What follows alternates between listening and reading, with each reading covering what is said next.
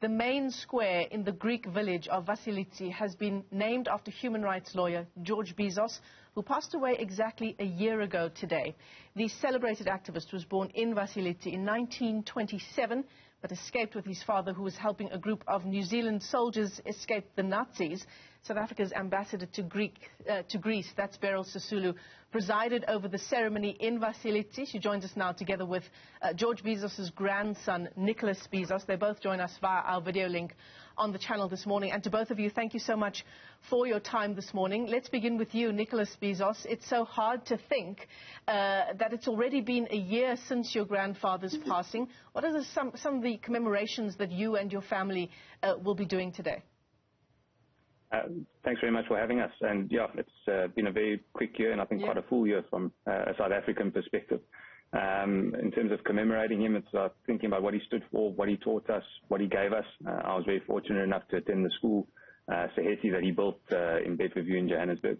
And it's thinking about the impact that he had and over his lifetime, and thinking about it a year later. I mean, he's known widely as an incredible talker, an incredible storyteller. I can just imagine that was part of your life with him growing up as well. Yeah, definitely. I think he had stories about everything, whether it was politics, whether it was philosophy, poetry, Greek literature, his homeland, whatever it might have been. He had a story to tell, and it was typically colorful, typically long, and typically very enjoyable. Yeah, absolutely. Beryl Sisulu, South Africa's ambassador to Greece, also the daughter of Walter and Albertina Sisulu. It's great to have you with us as well this morning on the show. And in fact, so much of the coverage as we look back on the year since George Bizos' passing, talking about the fact that he was from this incredible group of humans who their passing signaled the end of a particular era in South Africa's history.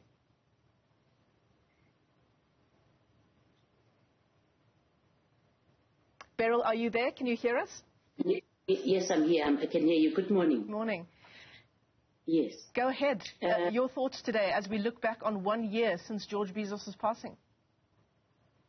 Yes, good morning. I was very fortunate in that last Sunday I was able to attend a commemoration starting in the Greek Orthodox Church, which George used to often go to.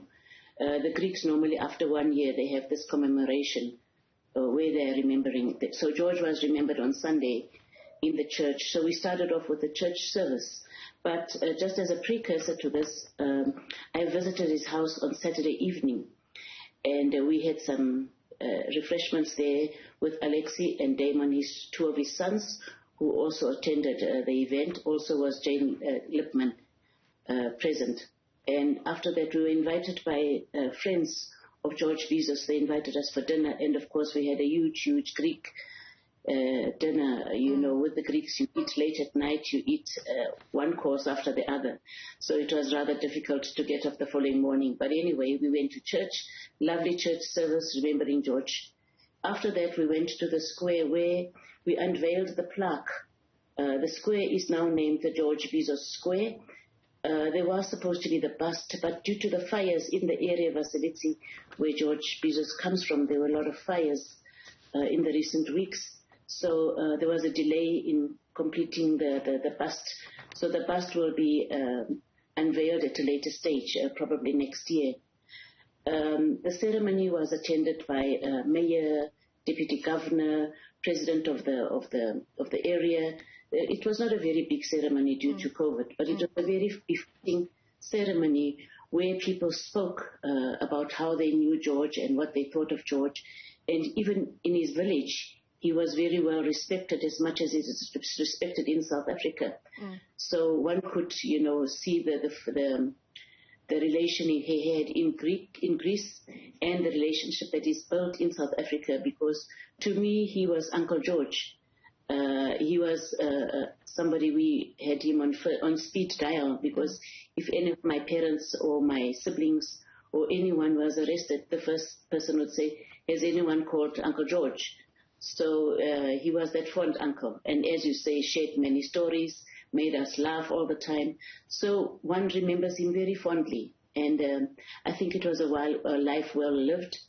I was surprised when I spoke to them, the sons, and I said, but none of you have followed your grandfather, but, with a legal profession, because one is a doctor, one's an engineer, they're all following different careers, but the one granddaughter, she is studying law, so I was impressed that at least there's somebody who is going to follow this in the footsteps of this great legal mind that we had in South Africa, whom we're forever grateful for.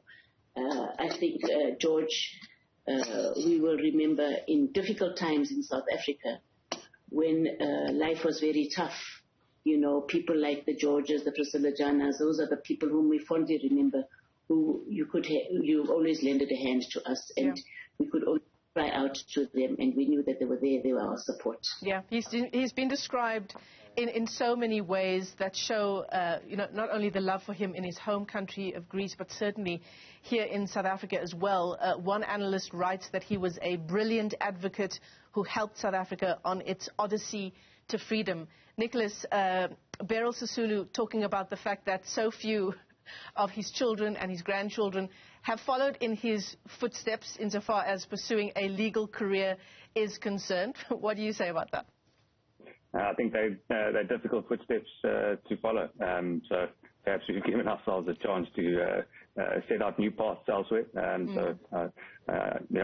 an actuary and my sister's a doctor following in our dad's footsteps. Yeah. But I think George laid a foundation of being an intellectual, thinking about things deeply, trying to make a difference in the society that you exist in.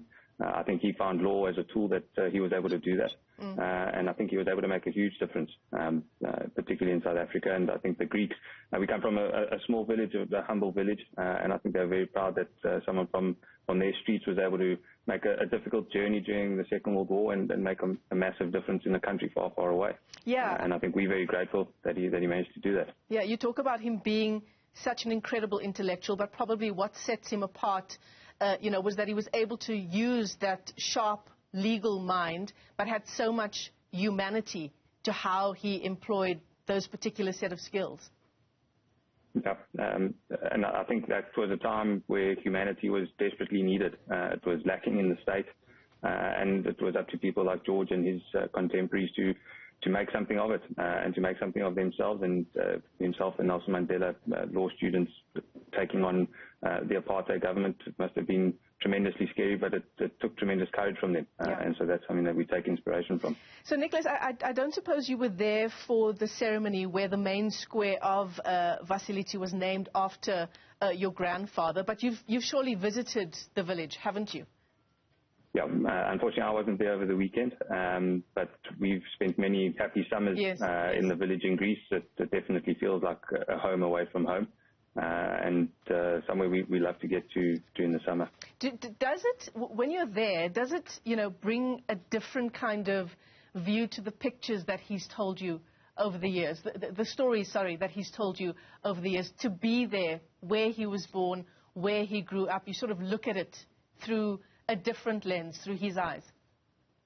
Yeah, and I think you see a few things. So it's a very rural part of Greece. It's a very small village. It's a farming village. There's not much in the way of industry or anything else that really goes on there. But it's a calm place. It's a peaceful place. And you think of what the Nazis must have done to drive people away from that home, how scary it must have been, and also how fraught that journey was in a small boat with a couple of soldiers and his dad. And also leaving behind the rest of his family. I think that must have been immensely traumatic for a young boy. He wasn't a man then. And the stories he told of his home and the songs he sang of his homeland, and what he aimed to teach us both personally and through the establishment of Seheti about Greek culture, Greek ethos, ideas of philoxenia and full Hellenism. Those remain with us today. I think he taught us what it meant to be Greek, and that means a lot given the history of Greece itself. Wonderful. What an incredible life. As you say, Beryl Sisulu, so incredibly well lived as well. To both of our guests, thank you so much for your time as we reflect on the passing of George Bizos 1 year ago today. In fact, in a moving tribute to one of their most famous sons, the main square in the Greek village of Vasilitsi, named after George Bizos. Thank you to you both, Nicholas Bizos and Beryl Sisulu, for your time this morning.